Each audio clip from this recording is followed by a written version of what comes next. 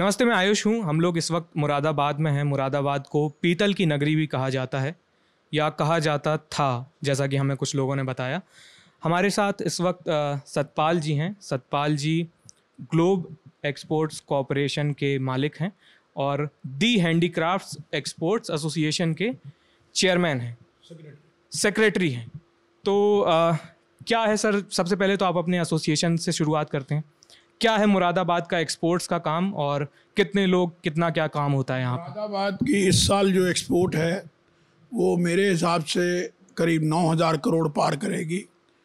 Corona काल में China के ख़िलाफ़ जब दुनिया हुई है तो उसका बेनिफिट मुरादाबाद के हैंडीक्राफ्ट एक्सपोर्टर्स को मिला है और फैक्ट्रियाँ इस वक्त दिन रात चल रही हैं। काम बहुत है। कंटेनर की शॉर्टेज की वजह से थोड़ा नुकसान हुआ है। दूसरा, गवर्नमेंट ने जो हमारे इंसेंटिव थे वो विड्रॉ कर लिए हैं, वो भी एक बड़ा कारण रहा है।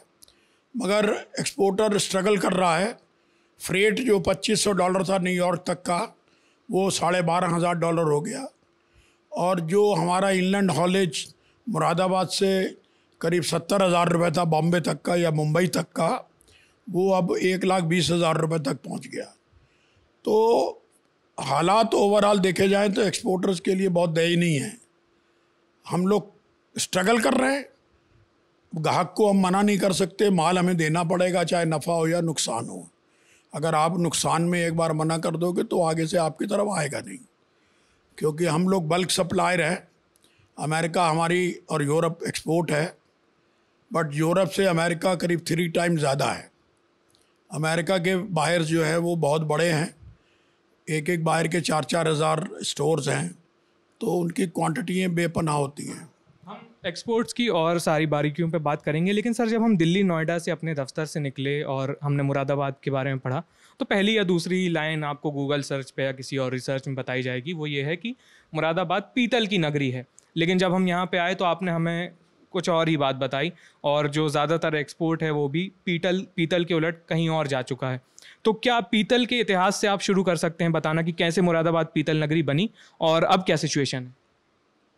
करीब 100 साल पहले मुरादाबाद से पीतल की एक्सपोर्ट शुरू हुई थी। रीज़न ये था कि जो हमारी रामगंगा नदी है, इसकी जो रेता है वो एक स्पेशल रेता है। उससे जो ढलाई होती है वो गंगा के रेते से नहीं हो सकती। रामगंगा जो मुरादाबाद में बह रही है, इसके रेते से ढलाई होती है।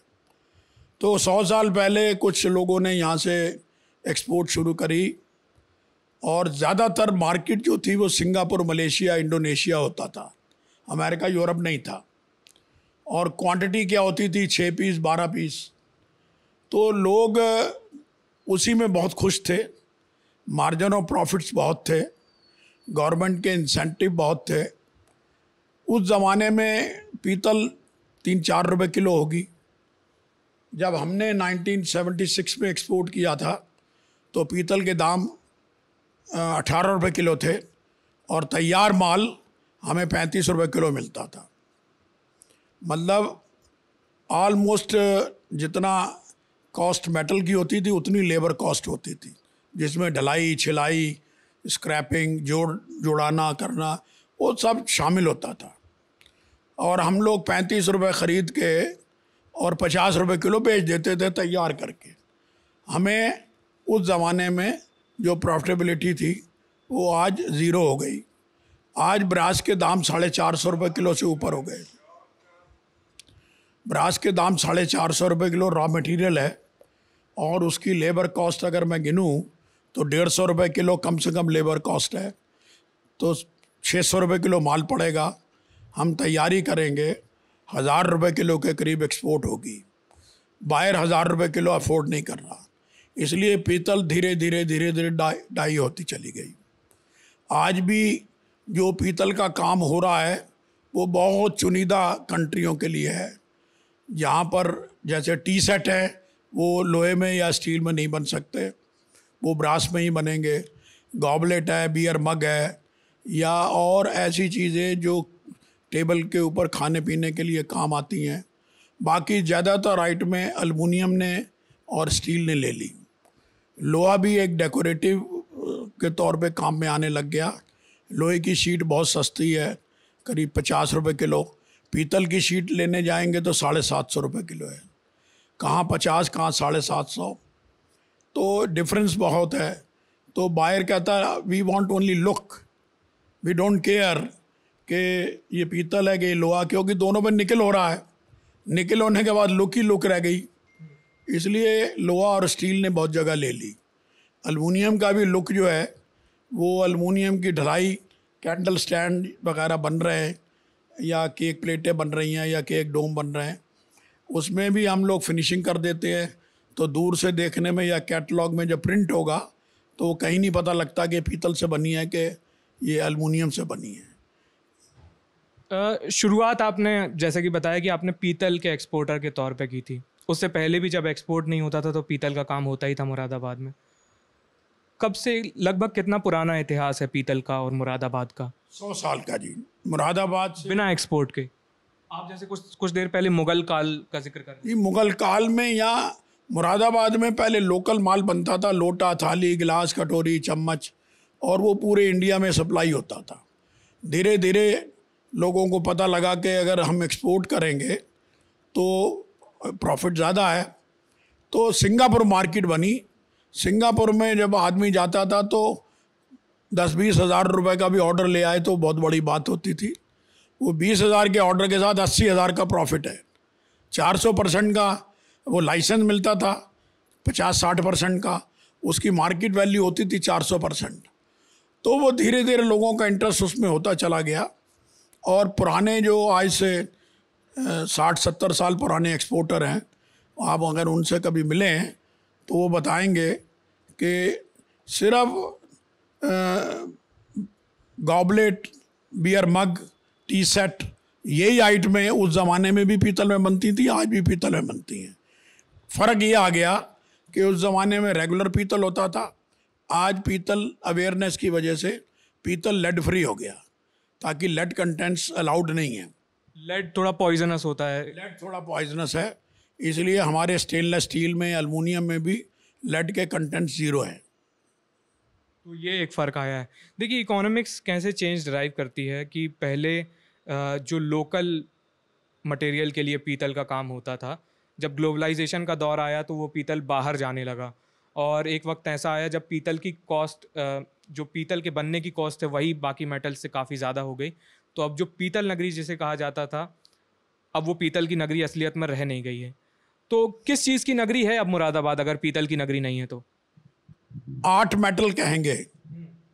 अब मुरादाबाद को पीतल नगरी ना कहा के आर्ट मेटल नगरी कहा जाए तो ये उचित वर्ड है, क्योंकि यहाँ पर आर्ट का काम बहुत है।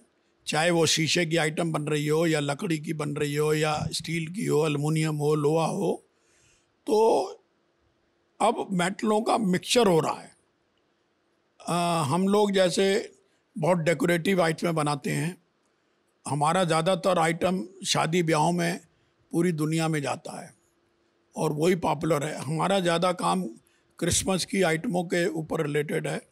अब क्योंकि सीज़न ढलान पर है और अक्टूबर के 15 तारीख के बाद नए ऑर्डर्स आएंगे, पुराना काम ऑलमोस्ट ख़त्म हो जाएगा। नए ऑर्डर्स मतलब वो अगले क्रिसमस के लिए आएंगे? 2022 की क्रिसमस के, क्योंकि हम लोग 1 साल पहले चलते हैं। क्रिसमस का मतलब है कि ये कायदे से 15 नवंबर तक सारा माल उनके वेयर हाउस में पहुंच जाना चाहिए, और वेयर हाउसों में ये डिस्प्ले भी लग जाती है और उनके शोरूमों में भी ये सब काम हो जाता है। क्रिसमस को ध्यान में रखते हुए ये जो सारा एक्सपोर्ट का मैकेनिज़्म है, मैन्युफैक्चरिंग की चीज़ें हैं, ये सब क्रिसमस ड्राइव करता है।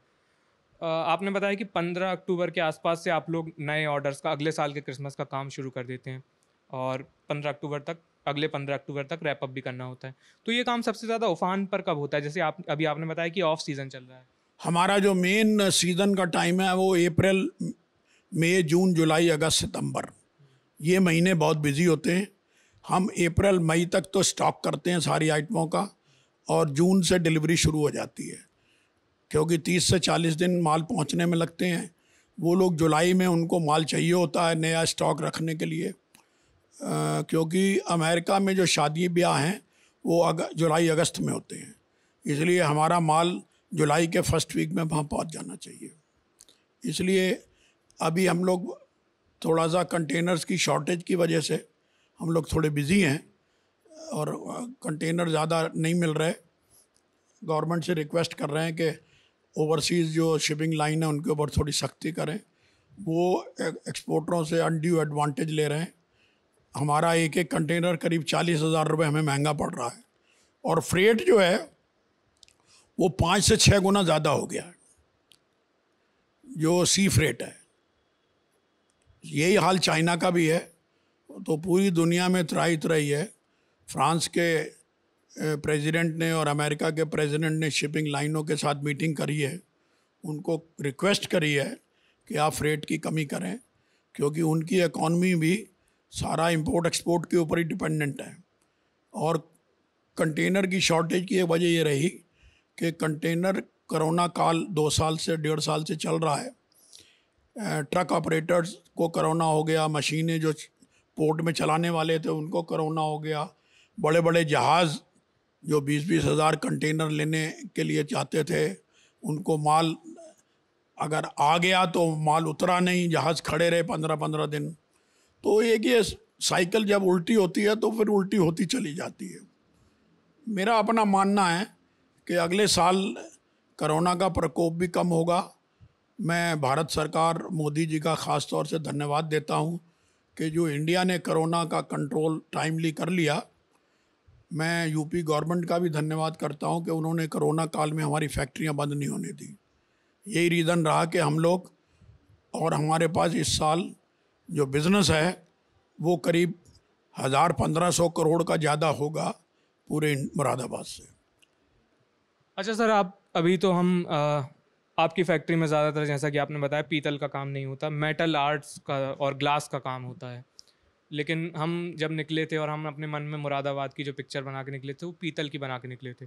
और आपने जब 1976 में जब आपने अपना पीतल का काम शुरू किया था, मेटल्स का काम शुरू किया था, तो उसमें मुख्यतः पीतल ही था। 101% पीतल होती थी। उस ज़माने में एल्युमिनियम की ढलाई कोई नहीं जानता था। ऐसा पीतल, एक पहले टेक्निकल बात समझ लें, पीतल जो है कास्टिंग में बहुत तेज़ दौड़ता है, एल्युमिनियम बहुत स्लो है। उसकी जो हम ढलाई जो है वो एल्युमिनियम की कास्टिंग उस वक्त कोई नहीं जानता था। आज एल्युमिनियम की कास्टिंग में सब लोग माहिर हो गए। अब पीतल की ढलाई करने वाले करीब करीब सब ख़त्म ही हो गए हैं और पीतल की डिमांड भी कम है। पीतल के हमारा तो ज़्यादा करके काम ईरान को था पीतल का, वो अमेरिका ने उनके ऊपर सैंक्शन लगा दी, तो इस वजह से ईरान को हम लोग एक्सपोर्ट नहीं कर पा रहे। मुरादाबाद से करीब 500 करोड़ का एक्सपोर्ट ईरान को होता है। अगर आज अब ईरान में वहाँ के व्यापारी भी डरते हैं क्योंकि कंटेनर 6-6 महीने क्लियर नहीं होते। अगर आज वहाँ सब स्मूथ हो जाए तो एक्सपोर्ट ईरान को फिर शुरू हो सकती है। अच्छा, जैसा अभी आपने थोड़ी देर पहले बताया कि जो कास्टिंग का काम है मुख्यतः, चाहे पीतल हो चाहे दूसरे मेटल्स हों, वो दूसरे मोहल्लों में होता है। यहाँ हम जिस फैक्ट्री में बैठे हैं यहाँ पे फिनिशिंग और ये सारे काम होते हैं। तो वो जो पीतल का काम करते रहे हैं, जैसे जैसे ये इंडस्ट्री चेंज हुई, इंटरनेशनल पॉलिटिक्स ने इसको अफेक्ट किया या दूसरी इकोनॉमिक्स ने, जैसे कि पीतल का महंगा होना या अमेरिका का ईरान पर सैंक्शन लगाना, तो उन लोगों की लाइफ भी इससे चेंज हुई होगी। आपने वर्कर्स की लाइफ चेंज होते देखी होगी। ज़्यादातर जो पीतल के कारीगर थे वो तो दूसरे बिजनेस में चले गए और जिन्होंने काम सीख लिया वो लोग एल्युमिनियम में आ गए। मगर कास्टिंग का काम थोड़ा घटा है, उसकी जगह स्टेनलेस स्टील और लोहे ने ली है। स्टील की आइटम में शीट जो है हम लोग जिंदल से ख़रीदते हैं और जिंदल की शीट क्योंकि लेड फ्री है और उसमें लेड कंटेंट्स नहीं होते और उसकी क्वालिटी भी बहुत अच्छी है, हम लोग उससे आइटम तैयार करते हैं। ये कॉटेज इंडस्ट्री है। आप जब मोहल्ले में जाएंगे तो आपको घर घर काम होता हुआ दिखेगा। फैक्ट्रियों में अनफिनिश प्रोडक्ट आता है, हम लोग सिर्फ फिनिशिंग का काम करके या उस पर एडिशनल कोई काम, रंग पेंट करना है, पाउडर कोटिंग करनी है, हम लोग सिर्फ उतना ही काम करते हैं। अच्छा, इंटरनेशनल लेवल पे देखा जाए, चूंकि ये एक्सपोर्ट्स का काम है, तो इस आपके जो कंपटीटर्स होंगे नेशनल के अलावा इंटरनेशनल कंपटीटर्स भी होंगे, तो इस वक्त इंडिया का सबसे बड़ा इंटरनेशनल कॉम्पिटिटर कौन है? चाइना है जी। चाइना के अंदर भी ज़्यादातर जो आइटमें हैं वो स्टील में या लोहे में बन रही हैं। चाइना के अंदर ढलाई नहीं होती। मेन प्रॉब्लम उनको ये है कि they do not know how to cast. मगर वो लोग पहले तो पीतल के कैंडल स्टैंड बनाने लग गए थे वो रॉड से, मगर वो महंगे पड़ते थे, इसलिए उन्होंने बंद कर दिया। उनके अभी हैंड वर्क नहीं है, वो ज़्यादातर मशीन का काम करते हैं। और एक एक्सपोर्टर जो है वहाँ का, वो 3-4 आइटम 5 आइटम से ज़्यादा नहीं बनाता। मगर हमारे यहाँ आप जब हमारे शोरूम में जाएंगे आपको दिखेगा कि हमारे यहाँ करीब करीब 1000 आइटम है, क्योंकि हमारी कॉटेज इंडस्ट्री है। हम मार्केट से जगह जगह लोगों से जो हमारे पुराने संबंध हैं। मैं अपने बारे में आपको बताऊं, मैं नेशनल अवार्ड विनर हूं। गवर्नमेंट ऑफ इंडिया ने मुझे अवार्ड किया है, प्राइम मिनिस्टर साहब ने। तस्वीरें भी मैं देख रहा हूँ, आपकी तस्वीरें भी कई प्रधानमंत्रियों के साथ, उपराष्ट्रपति के साथ, उपराष्ट्रपति हैं जी, और टेक्सटाइल मिनिस्टर के साथ। ये मेरा कंट्री में 2-3 दफ़ा हाईएस्ट एक्सपोर्ट रहा है। और अब तो क्योंकि मेरी उम्र हो चली है, मेरे बच्चों ने काम संभाला है, तो फिर मेरे फैक्ट्री में डिवीज़न हो गया। हमारा बहुत बड़ा यूनिट था, ये करीब 1600 आदमी होते थे। अब ये फैक्ट्री 3 हिस्सों में बट गई है। इस कारण से अब हम नंबर की गिनती में तो नहीं रहे, मगर आज भी जो हम आइटमें बनाते हैं वो हमारी आइटमें चाइना भी कॉपी करता है। हमारी डिज़ाइनिंग को चाइना भी बनाता है और पूरा मुरादाबाद उसको कॉपी करने की कोशिश करता है। मैं एग्ज़ाम्पल के तौर पे बता दूं, हम लोगों ने इंडिया से पहली बारी मोज़ेक बनाया जो इटली में बनता था। क्या होता है मोज़ेक? टूटे हुए शीशे को शीशे के शेप के ऊपर हम पेस्ट करते हैं। जैसे आप वो देखिए जार रखा है, ये फूलदान रखा है, ये मोज़ेक वर्क है। ऐसे आपको बहुत सारी आइटमें ये विंडो में रखेंगी, ये इसको मोज़ेक कहते हैं। टुकड़े जोड़ जोड़ के, ये भी टोटल हैंड वर्क है। और मेरे यहाँ लाइन लगा के मैंने ही ग्लास की एक्सपोर्ट इंडिया से शुरू करी थी 1979 में। मेरे से पहले कोई आदमी ग्लास एक्सपोर्ट नहीं जानता था। अच्छा। तो लाइन लगा के हम लोग माल बेचते थे। अब क्योंकि चाइना भी ग्लास में हमसे 100 गुना ज़्यादा आगे आ गया, उनके यहाँ ज़्यादा टेक्निक आई और चाइनीज़ कॉपी करने में मास्टर हैं और उनकी क्वालिटी भी है। वो इन्वेस्टमेंट, उनको गवर्नमेंट की बहुत फैसिलिटीज़ है जो हमारे यहाँ नहीं है। अच्छा, हम अब थोड़ा सा हमने एक्सपोर्ट और पीतल के बारे में तो समझा, हम थोड़ा सा आपके बारे में भी समझना चाहते हैं। जैसे बहुत सारे लोग होंगे जो बिज़नेस करना चाहते होंगे या एक्सपोर्ट बिज़नेस करना चाहते होंगे, शुरू कैसे करें, उनके मन में ये एक सवाल रहता है। आपने 1976 में जब शुरू किया तो क्या कंडीशंस थी? आपका फैमिली बिजनेस था या फैमिली से कुछ सपोर्ट था, या क्या कंडीशंस थी जिससे आपने क्यों पीतल में आने का फैसला लिया? बेसिकली मैं लमरेटा स्कूटर का डीलर था यहाँ। तो 76 तक आते आते स्कूटर की कोई प्रॉफिटेबिलिटी नहीं थी। मेरे दोस्त लोग सारे या तो मैन्युफैक्चरर थे या एक्सपोर्टर थे। तो उन्होंने मुझे कहा कि आपकी इंग्लिश ड्राफ्टिंग अच्छी है, आप एक्सपोर्ट में चले जाओ। तो मैंने भी सोचा कि क्योंकि स्कूटर का काम बंद हो गया तो मैं भी एक्सपोर्ट के अंदर ट्राई करता हूँ। तो मेरा जो बैकग्राउंड थी, when I was a student, तो मेरा बैकग्राउंड थी ड्राइंग एंड पेंटिंग। तो वो उसने मुझे बड़ी मदद करी। मेरे दिमाग में कोई आइटम मैं देख लेता हूँ तो फोटोजेनिक मेमोरी बैठ जाती है, फिर मैं उसको ड्रॉ करके और कारीगरों से बनवा लेता हूँ। यही कारण था कि मैंने, अगर बाज़ार में कोई कटोरी बिक रही है तो मैंने उसके नीचे पेंदी लगा दी, उसमें हैंडल लगा दिया, उन्हें थोड़ी लाइनिंग कर दी या थोड़ा कट आउट कर दिए, तो बास्केट बन गई। ऐसे करके हम आइटमों को डेवलप करते रहे और उसकी डिमांड बढ़ती चली गई। मेरी पहले साल की एक्सपोर्ट तो कुल 24,000 रुपये थी, बट मैंने 98 में 62 करोड़ की एक्सपोर्ट करी थी। तो आप ही शुरुआत में जब आपने शुरू किया तो आप ही चीफ डिज़ाइनर हुआ करते थे, ऐसा हम कह सकते हैं? जी, मैंने ही डिज़ाइनिंग बहुत साल करी थी, और मेरे डिज़ाइन जो मैं बनाता था वो बहुत पॉपुलर थे, और आपको ऊपर मेरे डिज़ाइन देखने को मिलेंगे। ग्लास के ऊपर एनग्रेविंग, कटिंग और बॉर्डर लगाना, ये सब काम हम लोगों ने शुरू किया है, और अभी भगवान की कृपा से दूसरे एक्सपोर्टर इसको कॉपी नहीं कर पाए। अभी आपने कुछ डिज़ाइनर्स हायर कर लिए हैं या अभी भी आप ही देखते हैं? कोई हमारे पास डिज़ाइनर नहीं है, हम अपना काम खुद करते हैं। परमात्मा की दया रही तो इस साल we will cross 100% over from the last year. अच्छा, एक बात बताइए, आपने, ये लास्ट सवाल है, इसके बाद हम क्लोज करेंगे।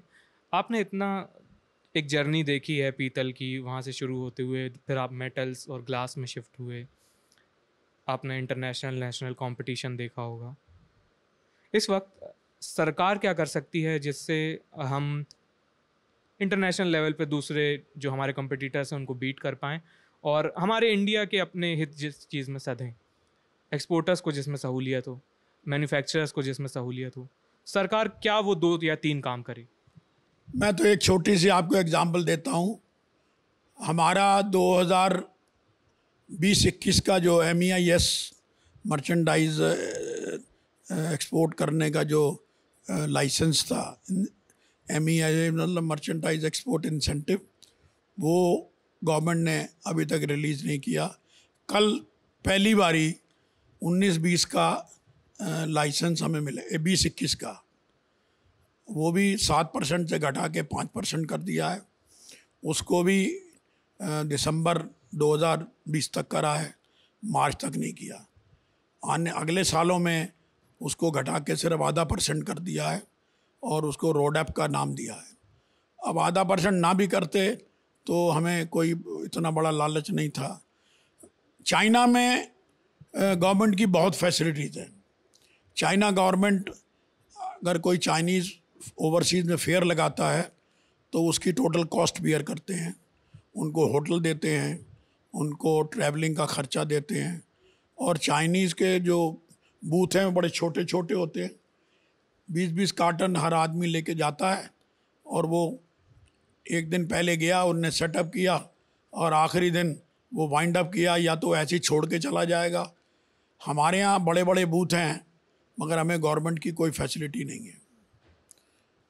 फैसिलिटी के नाम पे सिर्फ 1 लाख रुपया यूपी गवर्नमेंट हमें फेयर पार्टिसिपेशन का देती है, वो भी 3 फेयर एक साल में। गवर्नमेंट को चाइना का मॉड्यूल देखना चाहिए एक्सपोर्टर्स के लिए, क्योंकि हैंडीक्राफ्ट एक ऐसी इंडस्ट्री है, हम लोग 3 से 4 लाख आदमियों को रोज़गार यहाँ प्रोवाइड करते हैं। मुरादाबाद में 2500 एक्सपोर्टर हैं और दिन रात हम मेहनत कर रहे हैं। फॉरेन करेंसी हम मेक इन इंडिया भी करते हैं, और स्टार्टअप का भी प्रोग्राम हमारा ही है। हम नए नए प्रोडक्ट डिज़ाइन करते हैं।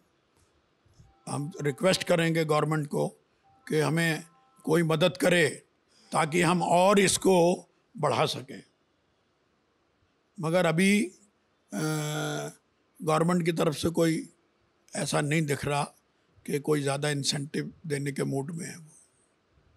बजट नहीं रिलीज़ होते। एक लोकल हमें कंटेनर सब्सिडी मिलती है, एक 40 फुट पे 12,000 रुपये, और 12,000 रुपये में हम लोग क्या करेंगे? एक कंटेनर की 1.25 लाख का ख़र्चा है कंटेनर को खाली पोर्ट तक पहुंचाने में। तो हमने मांग करी थी यूपी गवर्नमेंट से कि इसको 25,000 कर दिया जाए। अभी हमारी मांग पेंडिंग है, कोशिश कर रहे हैं। Being a secretary of the association, मैं एक और काम बहुत कर रहा हूँ। लोगों को मैं लॉ के बारे में जानकारियाँ देता हूँ कि हमारे एक्सपोर्ट में क्या क्या तकलीफ़ आती है, उसको लोगों को क्या तकलीफ़ वो सही कर सकते हैं, तो वो मेरे से जानकारियाँ करते हैं। मैंने ग्रुप बनाया हुआ है, वो ग्रुप में मेंशन करते हैं। कहीं जाना पड़े उनके साथ तो मैं जाता हूँ। एक एक्सपोर्टर्स के लिए जब से GST आया है, रिस्की एक्सपोर्टर्स की एक चेकिंग GST डिपार्टमेंट करता है। एक्सपोर्ट के नाम पर कुछ कंपनियों ने, दिल्ली, बॉम्बे, कलकत्ता बैठे हुए लोगों ने बेईमानी करी उससे पूरी हमारी हिंदुस्तान की एक्सपोर्ट कम्युनिटी को बदनाम किया। उसी वजह से वो चेकिंग भी हो रही है, और एक बार चेकिंग में बंदा फंस जाता है तो वो कागज़ दिखाते दिखाते उसकी जान निकल जाती है। क्या बेईमानी हुई थी, क्या मैं जान सकता हूँ? एक्सपोर्टर्स के नाम से लोगों ने फर्जी क्लेम जीएसटी के लिए। मेरा अपना मानना है कि बड़ी भारी रकम थी, जो मैंने सुना है कि करीब 50,000 करोड़ रुपया दिल्ली, बॉम्बे के, चंडीगढ़, मेरठ, ऐसे जो बहुत सारे सीए भी इसमें इन्वॉल्व थे, वो पैसा सरकार का खा गए। अब गवर्नमेंट ने आईजीएसटी एक स्कीम थी, वो एक्सपोर्टर्स के लिए थी, गवर्नमेंट ने वो हमारे लिए बैन कर दी है। अब हम लोग जीएसटी रिफंड, पहली बात समझ लीजिए कि एक्सपोर्ट के ऊपर कोई टैक्स एक्सपोर्ट नहीं होता, ज़ीरो टैक्स है। हम लोग जो माल ख़रीदते हैं वो टैक्स पे करके लाते हैं, उसकी एक्सपोर्ट होने के बाद हम टैक्स का रिफ़ंड लेते हैं। रिफ़ंड लेने के बाद, अब पहले हम वो कस्टम के थ्रू रिफ़ंड लिया करते थे, उसी में गड़बड़ थी। अब हम ऑनलाइन अप्लाई करते हैं, वो हमारा कस्टम असेसिंग ऑफिसर उसको वेरीफाई करता है, वो हम हार्ड कॉपी उसको देते हैं, वो एक एक आदमी का जो हमारा सप्लायर है उसका वो चेक कर लेता है कि इतना जीएसटी जमा कर दिया, तो हमें रिफ़ंड मिल जाता है। तो वो अब हम एलयूटी पे एक्सपोर्ट कर रहे हैं, लीगल अंडरटेकिंग देके। तो अब बेईमानी पे कंट्रोल हुआ है, इसके लिए मैं सरकार का धन्यवाद करता हूँ कि उन्होंने ये कदम लेट लिया, बट सही कदम है। अच्छा, कुछ एक या दो चीज़ें आपकी इस पूरी एक्सपोर्ट जर्नी में जो पहले से बेहतर हुई हूँ और जो पहले से बदतर हुई हूँ, कुछ ऐसी चीज़ें आप पॉइंट आउट कर पाएंगे? देखिए, पुराने ज़माने में तो सारा माल पेटियों में जाता था, लकड़ी की। मैं 76 से लेके 85 तक की बात करूं या और 90 तक की करूं, उसके बाद तरक्की हुई तो हमने कैरोगेशन प्लांट लगाए, इन हाउस बॉक्स यूनिट लगाए, और पेपर की रद्दी जो इस्तेमाल करते थे पैकिंग में वो बंद हुई। अब कार्टन्स में जाता है और बड़े सफिस्टिकेटेड वे में पैकिंग है। बड़ा एडवांसमेंट हुआ है एक्सपोर्ट के अंदर। गवर्नमेंट की तरफ से रोड्स बेटर हुई हैं, कंटेनर का जो पहले 7 दिन लगते थे अब वो 36 घंटे में भी हमें डिलीवरी मिल रही है, तो एक ये बहुत बड़ा अचीवमेंट है। पोर्ट अभी भी बहुत कंजेशंस हैं। गवर्नमेंट को एक नई पोर्ट या 2 पोर्ट और बनानी चाहिए, बम्बई में और मुंद्रा में। बम्बई से ही सारा जाता है, बम्बई और मुंद्रा, क्योंकि मद्रास हमारे लिए बहुत दूर है, कलकत्ता हम लोग भेजते नहीं, तो मुंबई जाता है या मुंद्रा जाता है। तो अगर और पोर्ट बन जाएं तो मुंद्रा में एडवांटेज ये है कि हमें जो जहाज़ बॉम्बे आता है वो 2 दिन बाद हमें मुंद्रा में मिलता है, तो हमें प्रोडक्शन के लिए 2 दिन एक्स्ट्रा मिल जाते हैं। चलिए, ये हम मुरादाबाद आए थे पीतल की खोज में। मैं पीतल की खोज कह रहा हूँ तो पीतल मुझे सोने जैसा लग रहा है और मैं खुद को इंडियाना जोन्स समझ रहा हूँ, लेकिन हमें पीतल तो मिला नहीं। हमें सतपाल जी मिले जिन्होंने हमें पीतल की जर्नी और अब वो पीतल कैसे मेटल आर्ट्स में तब्दील हो चुका है, उसके कानूनी दांव पेच, नेशनल इंटरनेशनल लेवल पे क्या हो रहा है, क्या टेक्निकल डिटेल्स हैं और क्या आम बातें हैं, उन्होंने हमें समझाई। इसके लिए सर आपका बहुत बहुत शुक्रिया। हमारी पीतल की खोज मुरादाबाद में जारी रहेगी और हमें उस खोज में हमें जो जो भी मिलेगा, मेटल आर्ट्स, ग्लास, जो भी कुछ मिलेगा हम आपको दिखाते रहेंगे। देखते रहिए दी ललन टॉप।